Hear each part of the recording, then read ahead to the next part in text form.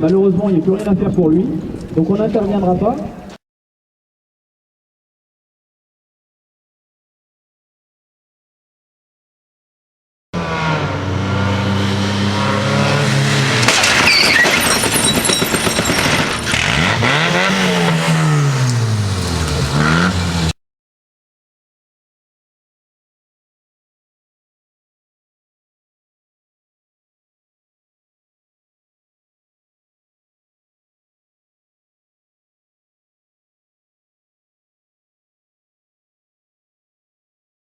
Rassurer la victime, lui parler, éventuellement baliser les lieux d'accident avec un pause des personnes en amont, en aval de l'accident.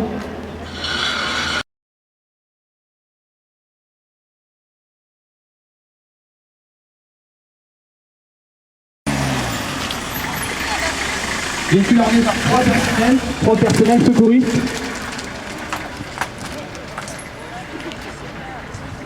Et qui se positionne d'un côté de l'accident. On avait une alerte qui était bonne.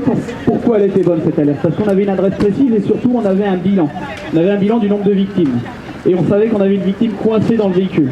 Donc pour ça, vous aurez deux véhicules engagés systématiquement. Le deuxième arrivera un peu plus tard, pour la simple et bonne raison que le deuxième, il est plus lourd. Donc là, les trois premiers qui interviennent sont les secouristes. Trois. Un qui va monter dans la voiture, qui va prendre contact avec la victime et qui ne la lâchera jamais. Jusqu'à la fin de l'intervention, il va rester avec, ce qu'on appelle un écureuil chez nous. Et son rôle, c'est de lui expliquer, faire un bilan, faire un point, lui expliquer. Alors, on va remercier notre castor qui va pouvoir maintenant se reculer. Et on va laisser intervenir les services de secours.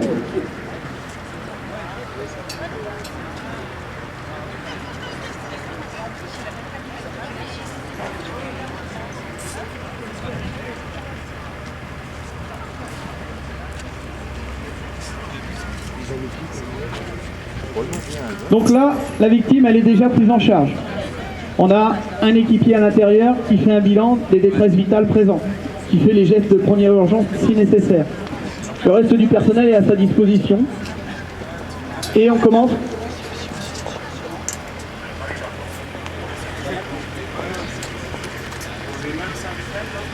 Donc là, elle est prise en charge. Les gestes d'urgence sont faits.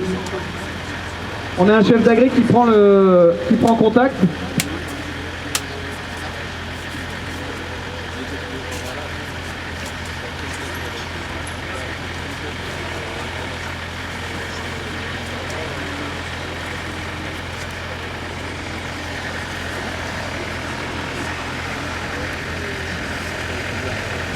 Donc deuxième service public qui se présente, c'est un service de gendarmerie ou de police.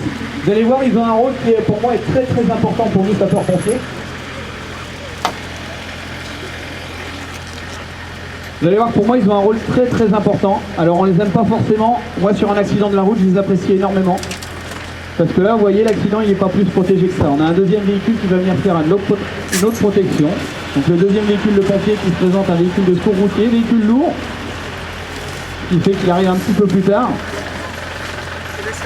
Et là, une victime, 6 pompiers, 2 véhicules. Donc leur première mission au secours routier, c'est prendre contact. Les deux chefs d'agré vont prendre contact l'un avec l'autre. Le véhicule du secours routier va prendre contact avec l'ambulance afin de savoir ce qu'a la victime. Et ils vont décider ensemble la façon de la sortir, en fonction de ses blessures. Tout le monde travaille, regardez, ça y est, c'est parti. Du matériel vient, on met du matériel en place, on va sécuriser la voiture, on va sécuriser la zone d'accident. Donc le personnel du secours routier, ils vont mettre en place des cônes, ils vont mettre en place une protection incendie en cas de début de feu. Et après, ils vont travailler sur la voiture pour sortir la victime dans les meilleures conditions. Les services de gendarmerie, comme je vous disais, nous, on met en place des cônes, on met en place un peu de sécurité. Par contre, on ne va pas avoir le temps de s'en occuper de la sécurité du personnel. Donc derrière, les seuls qui vont pouvoir protéger les lieux d'accident, c'est les services de force de l'ordre. Et eux, leur rôle, ça va être de protéger les pompiers, de protéger notre victime et de protéger aussi les autres usagers de la route qui vont arriver. On va découper le véhicule, ce soir, comme vous avez mal au dos, donc on va place sans bouger comme le dos. D'accord ? On va dépavillonner votre véhicule, je déconne là. Vous allez voir, on va vous casser une pointe sur le dos, c'est juste par sécurité. Donc là, tout se met en place. On va plus les forces de l'ordre, après, ils pourront mettre en place des itinéraires de délestage pour éviter que la zone d'accident soit empruntée. On va y arriver. Et le témoin, c'est le castor. Le castor est derrière. Donc là, vous voyez, on est en train de faire une phase de calage. Le véhicule, on est en train de le caler. C'est-à-dire que notre victime, un choc latéral, comme ça, le corps humain, il n'est pas fait pour l'encaisser. Donc la victime a de grandes chances d'avoir une grosse lésion au niveau de la colonne vertébrale. Donc on va essayer de la mobiliser un minimum, c'est-à-dire qu'on va la bouger un minimum, la victime. Pour la bouger un minimum, il faut d'abord qu'on cale la voiture. Afin que quand on va monter dedans, elle ne bouge pas, cette voiture. Et si la voiture ne bouge pas, on ne bougera pas la colonne vertébrale de notre victime. Pour information, ça fait 11 minutes 30 que l'accident a eu lieu. Notre victime, tous les secours sont arrivés sur place, notre victime est prise en charge totalement par les équipes. En fonction de son état vital, on pourrait voir en plus sur les lieux d'intervention un autre véhicule se présenter, soit un véhicule médecin sapeur-pompier, soit un véhicule du SAMU, donc qui est aussi un médecin. Donc ça c'est ce que vous pouvez voir arriver sur des accidents comme ça. Là on est en train de mettre en place ce qu'on appelle le véhicule de secours routier, on est en train de mettre en place du matériel de désincarcération, on est en train de faire un parc à matériel. En fait on amène notre matériel à proximité, tout ce dont on va avoir besoin pour découper le toit de la voiture.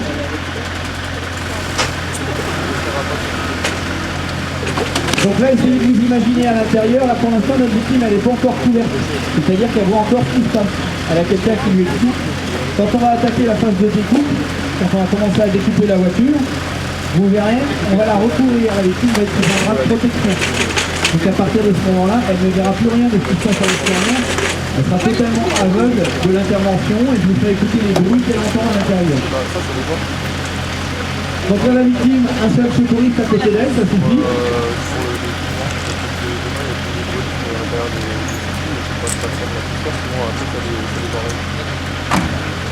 Le personnel de l'ambulance qui n'a plus entre guillemets à travailler directement sur la victime a préparé le reste du matériel pour le reste des interventions, c'est-à-dire qu'on a déjà commencé à préparer le brancard, une hôtel qui va nous permettre de sortir la victime correctement. Et là vous voyez ce qui vient d'arriver sur le toit, on a deux appareils. Donc, un protège airbag. Sur les véhicules, le gros risque pour les pompiers et même pour notre victime, si l'airbag ne se fait pas déclencher, on est sur un choc latéral. Donc l'airbag il se déclenche que sur le choc frontaux. L'airbag il n'est pas déclenché. Le risque court-circuit et qui se déclenche quand la victime est encore au volant de la voiture. Donc là on met un appareil qu'on appelle un protège airbag. Si jamais l'airbag se déclenche, il ne pourra pas vous prendre tout le volume qu'il est censé prendre. Donc ça protège la victime et ça protège tout le monde en termes de proximité. Et là, ils vont couvrir la victime. Par contre, on va commencer à attaquer la découpe pour éviter qu'elle reçoive des projections de verre ou de métal. On va la mettre sous une couverture de protection. Et là, va se retrouver totalement aveugle de la situation avec le pompier derrière elle. Donc les deux vont rester ensemble. Le pompier va l'expliquer, la rassurer et toujours la surveiller. Parce que le rôle de notre éclairage, c'est de surveiller surtout le cas de la victime.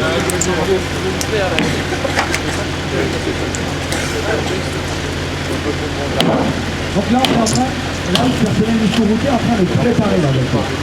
Donc on est obligé de commencer à tout préparer. Vous allez voir qu'il y aura en parallèle une autre opération à l'arrière. On va être obligé d'ouvrir le coffre avec un autre, avec un écarteur, ce qu'on appelle un écarteur. Là, je vais vous faire écouter déjà le bruit à l'intérieur de la voiture pour le pare-brise.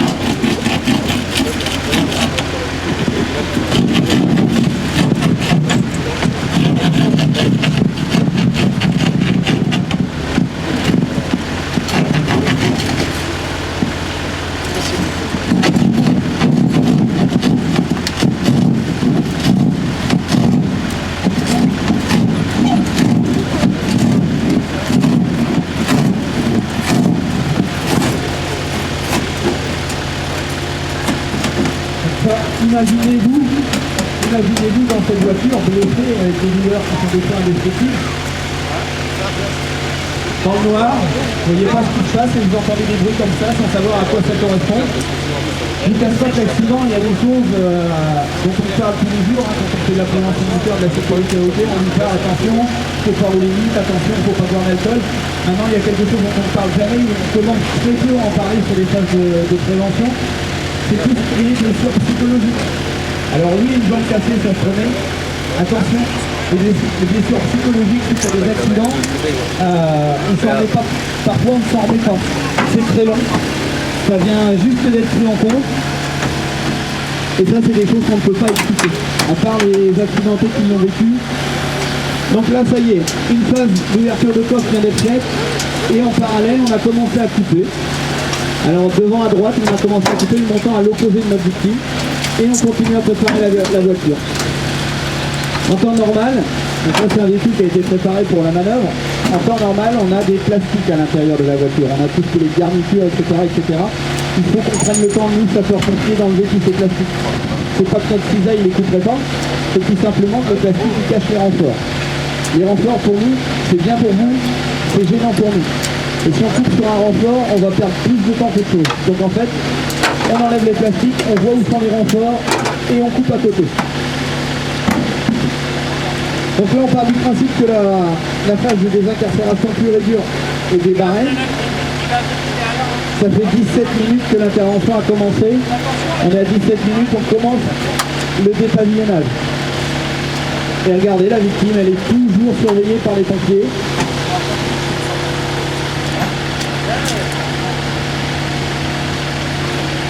Et dans quelques instants, le côté droit de la voiture sera déjà totalement découpé.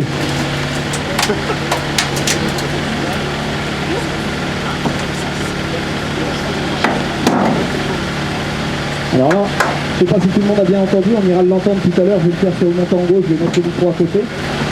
Vous avez des bruits, il y a des bruits pour nous, c'est des indications. Il y a certains craquements qui pour nous veut dire que la tôle est bien coupée.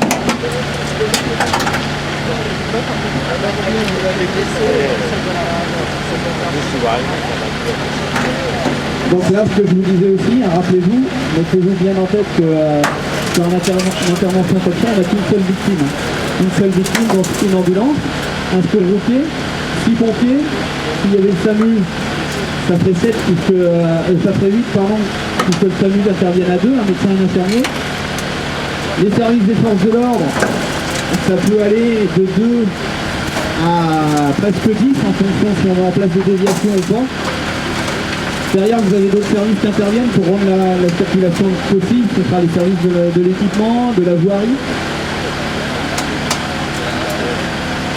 Impressionnant la force que ça. Donc là, tout à l'heure, je vous ai dit 17 minutes, début de la désincarne. Ça fait 1 minute 30 à peu près qu'on a commencé à couper. On va arrondir, allez, on va arrondir à 2 minutes 30. En 2 minutes 30, ils ont coupé tout un côté du véhicule. Il faut penser, il faut faire vite. Il faut faire vite pour la victime. La victime, là où elle sera le mieux prise en charge, c'est à l'hôpital. Notre métier, c'est de la sortir sans aggraver ses blessures, la stabiliser si ça ne va pas, avec l'aide des médecins, et de l'emmener le plus rapidement possible à l'hôpital. Alors là, je vais vous faire écouter le bruit des montants qui coupent.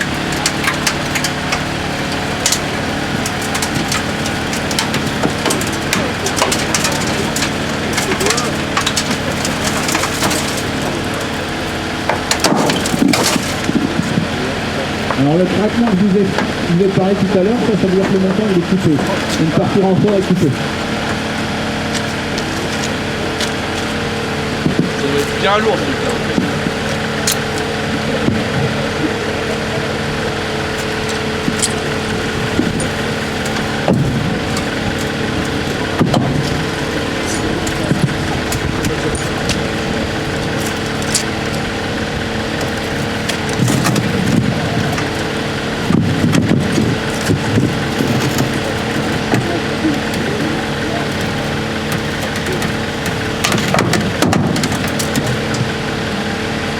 Alors voilà, ça c'est la coupe d'un montant. Toujours, je me répète, et imaginez-vous à l'intérieur à entendre ces bruits et à surtout ne rien voir.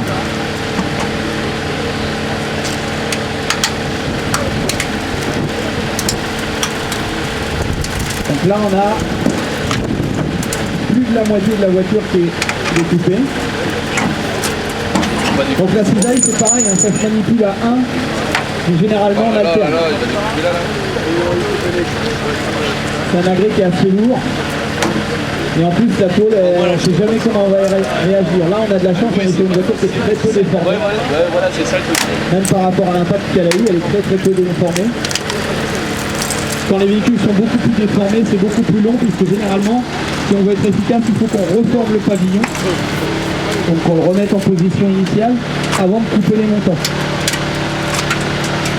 Donc là on est en train de couper l'avant-dernier montant.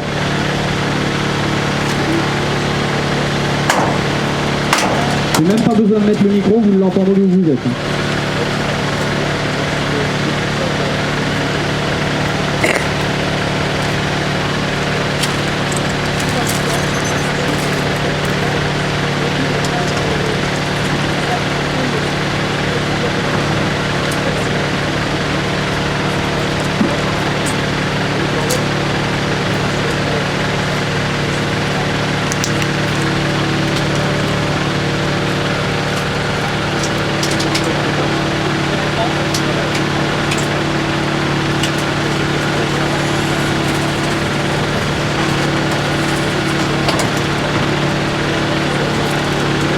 Donc voilà, 22 minutes d'intervention. On a commencé à 17 pour enlever le pavillon. Il est 22. Le pavillon est enlevé. Alors regardez surtout l'espace de travail que ça nous libère. Pour nous, c'est confortable. Alors qui dit confort pour les pompiers, c'est surtout confort pour la victime. Plus on va être confortablement installé pour s'en occuper, plus on sera efficace et plus on préservera son état. Donc là on la libère de son drap et on met des protections. Là où on a découpé, c'est du métal qui est très très coupant, donc malgré nos équipements de protection, c'est tranchant, ça pourrait nous blesser. Un pompier blessé, c'est un pompier inefficace. C'est pas le but recherché sur une intervention comme ça. Il faut qu'on ait notre pleine efficacité pour pouvoir être efficace pour notre victime. Donc on prend le temps de le faire, c'est pas du temps perdu, c'est du temps qui sera favorable à la sortie de la victime. Et là il y a un appareil qui vient d'arriver, vous voyez les personnels de l'ambulance vont mettre en place ce qu'on appelle une attelle cervico-thoracique. Donc c'est le grand accessoire bleu. Ça va nous permettre d'immobiliser totalement notre victime. Je vous rappelle, on part du principe qu'il est blessé au niveau du dos.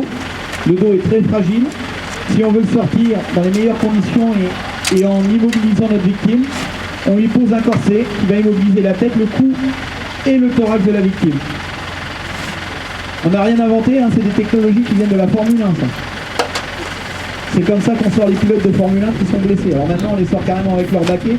Avant, quand les baquets ne sortaient pas, on mettait cet appareil.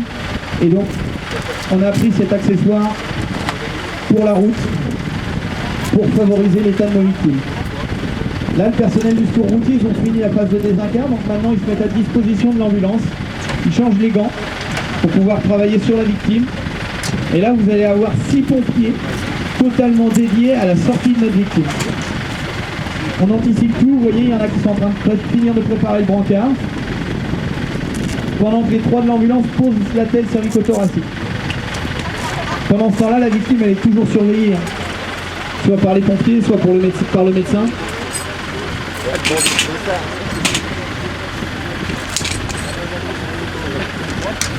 Et là, les personnels du secours routier, du coup, comme je vous disais, on a calé le véhicule en début d'intervention, c'est là où ça va être le plus important, c'est que tout le monde va monter dans la voiture. C'est-à-dire que les 6 pompiers vont être dans la voiture. Pourquoi aussi c'est important de retirer le toit, c'est que là, on est sur une intervention, tout va bien, entre guillemets, il y a une victime. Si jamais on avait eu 2 victimes, on aurait eu 2 ambulances. Donc 2 fois 3, ça veut dire qu'on aurait eu 6 pompiers d'ambulance dans la voiture et derrière le personnel du secours routier qui travaille. Donc on a besoin de place. Et là, on a cette place pour pouvoir travailler correctement sur les gens. Là, vous voyez la planche qui vient d'arriver. Derrière, on a un plan dur, jaune, qui vient d'arriver. Ça va être pour la phase suivante. On l'anticipe. Ce ne sera pas une fois que la victime sera prête à sortir qu'il faudra aller chercher le matériel.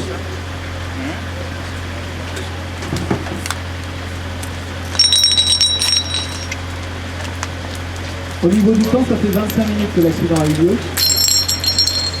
Donc ça fait plus de 20 minutes que les pompiers s'occupent de notre victime. Et là, on va attaquer la phase de dégagement. On file le siège pour dégager les jambes de notre victime. Si les jambes avaient été coincées dans le tableau de bord, il aurait fallu mettre en œuvre d'autres moyens. Il aurait fallu mettre en place des vérins pour pouvoir pousser la colonne de direction, pousser le tableau de bord et libérer la victime. Le siège reculé, tout le monde se prépare, tout le monde va se positionner. Et vous allez voir que si pompier pour sortir une victime, c'est pas trop. La planche est arrivée. Donc la victime est en position assise. On va la passer en position allongée. Et après on va la mettre sur ce plan dur afin de l'immobiliser à l'issue.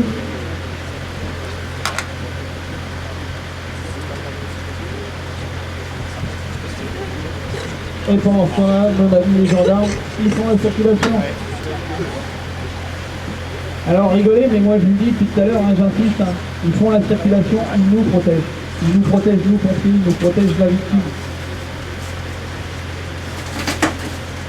On a malheureusement des événements qu'on fait il y a quelques années, qu'on a quand même 5 pompiers qui sont morts sur un accident de la circulation parce que les gens ne respectaient pas les icônes orange, et que les gens roulaient trop vite et que les gyrophares bleus, on n'y faisait pas attention.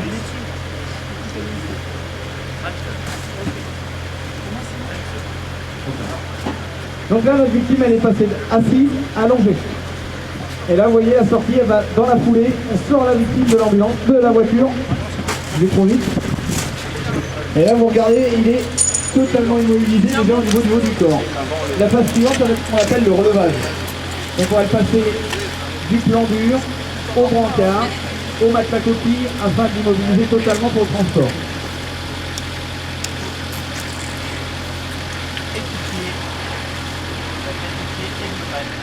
Donc, je vais passer la parole aux gendarmes, le temps qu'ils relèvent la victime et qu'ils la mettent dans l'ambulance, on ira la rejoindre après. Il va vous expliquer après la deuxième phase de son travail sur un accident. Et bonjour à tous. Donc en fait, dans la réalité, c'est pas que la circulation. L'accident de la route, c'est malheureusement une enquête judiciaire. On peut déterminer des responsabilités, s'il y a des torts, s'il n'y a pas des torts. Donc on fait des points photos, on fait des croquis, on recueille des témoignages. Voilà, on fait des témoignages. Le premier témoignage est encore, le premier témoignage c'est primordial dans un cas comme ça, parce que bien souvent on arrive déjà pour faire la rappel. Bien souvent il n'y a plus de témoins, il n'y a plus rien, et pour savoir ce qui est réellement passé, ça passe. Et pendant que notre travail, on évite de les trouver dans des trucs. Après une fois que la victime est dans le flambeau, on finit les personnes des distances d'alcoolémie et de production. On enlève le passer le corps dans un accident, on ne peut même pas savoir qu'un chauffeur qui est reproduit positif à l'alcool ou au stupéfiant devient forcément responsable de l'accident, même si à l'origine il était rien. Voilà, je vais repasser la parole au pompier, parce que j'ai maintenant pour arrêter la nouvelle commune.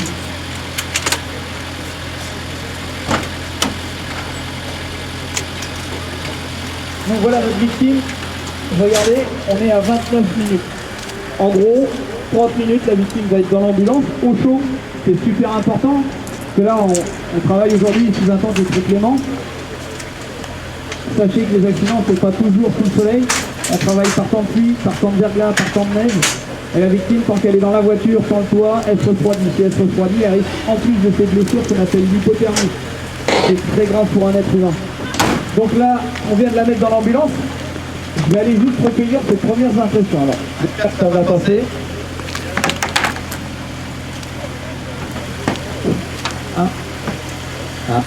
Oui.